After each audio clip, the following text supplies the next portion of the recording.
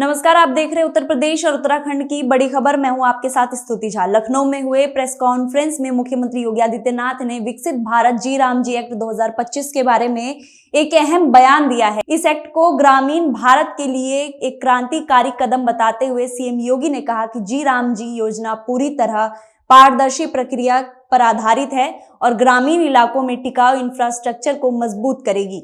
उन्होंने साफ तौर पर कहा कि विकसित भारत का सपना तभी पूरा हो सकता है जब राज्य विकसित हो, और राज्य तभी विकसित हो सकते हैं जब गांव और ग्रामीण अर्थव्यवस्था मजबूत हो। बीपी जी राम जी एक्ट 2025, अगर हम इसकी उन विशेषताओं को देखेंगे, एक पारदर्शी प्रक्रिया,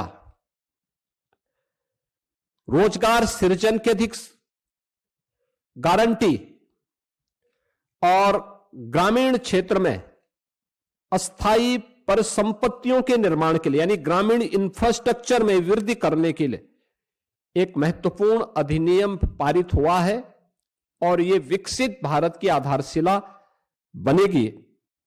सीएम योगी ने कहा कि ये कानून विकसित भारत का नींव रखेगा। विपक्ष पर निशाना साधते हुए उन्होंने कहा कि जिन लोगों ने लंबे समय तक देश के संसाधनों को लूटा और युवाओं को बेरोजगारी का सामना करने पर मजबूर किया, वो इन पारदर्शी सुधारों पर सवाल उठा रहे हैं, क्योंकि उन्हें डर है कि जनता उनसे पूछेगी कि जब आपके पास मौका था तब उन्होंने ऐसा क्यों नहीं किया। मुख्यमंत्री योगी आदित्यनाथ ने इंडिया गठबंधन पर भी तीखा हमला करते हुए कहा कि किसानों और गांवों के हित में उठाए गए कदम का समर्थन करने के बजाय विपक्ष अपने पिछले गलत कामों का बचाव कर रहा है। मनरेगा का जिक्र करते हुए उन्होंने कहा कि जिस योजना पर कांग्रेस और उनके सहयोगी इतना गर्व करते हैं वो अधूरी और अस्थायी संपत्तियां, फर्जी जॉब कार्ड, फर्जी हाजिरी और पेमेंट में कटौती जैसी गंभीर शिकायतों से घिरी रही है। सीएम योगी ने कहा, पहले उन राज्यों को ज्यादा पैसे मिलता था जहां मजदूर कम थे लेकिन फर्जी पेमेंट ज्यादा होते थे।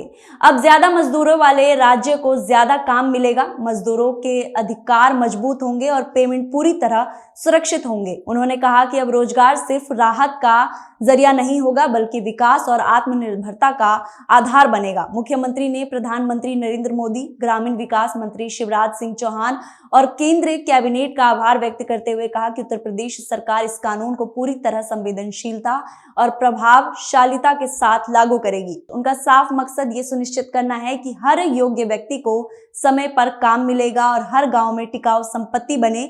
सीएम योगी के अनुसार ये कानून भविष्य में एक मील का पत्थर साबित होगा।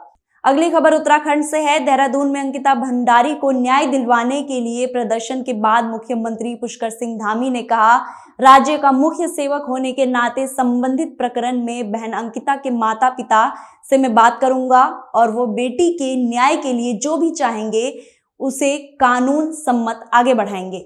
मैं इतना कहना चाहता हूं क्योंकि इस पूरे प्रकरण में राज्य की जनता को भी कहीं न कहीं सबने संवेदनशीलता के साथ इस मुद्दे पर विशेष रूप से अपनी भागीदारी भी की है, अपना मत भी दिया है, लेकिन सबसे ज्यादा प्रभावित उनके माता पिता, परिवार के लोग उनके हुए हैं। मैं राज्य के मुख्य सेवक के रूप में उनकी मां से, उनके पिता से बात करूंगा।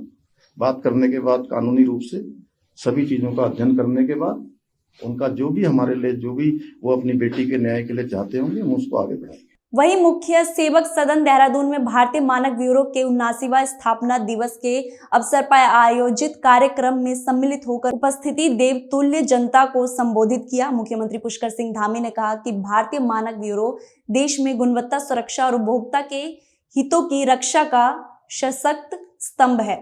उत्तराखंड में भी मानक निर्धारण और गुणवत्ता सुनिश्चित करने की दिशा में निरंतर ठोस प्रयास किए जा रहे हैं। खाद्य पदार्थ, दवाओं, निर्माण सामग्री और उपभोक्ता उत्पादों की गुणवत्ता सुनिश्चित करने के लिए सघन निगरानी, आधुनिक परीक्षण प्रयोगशालाओं की स्थापना, उद्योगों को मानक अनुरूप उत्पादन के लिए प्रोत्साहन तथा आमजन में गुणवत्ता के प्रति जागरूक बढ़ाने के लिए कार्य किए जा रहे हैं। राज्य सरकार का स्पष्ट संकल्प है कि उत्तराखंड में हर नागरिक को सुरक्षित, मानक युक्त और विश्वसनीय उत्पाद उपलब्ध हो।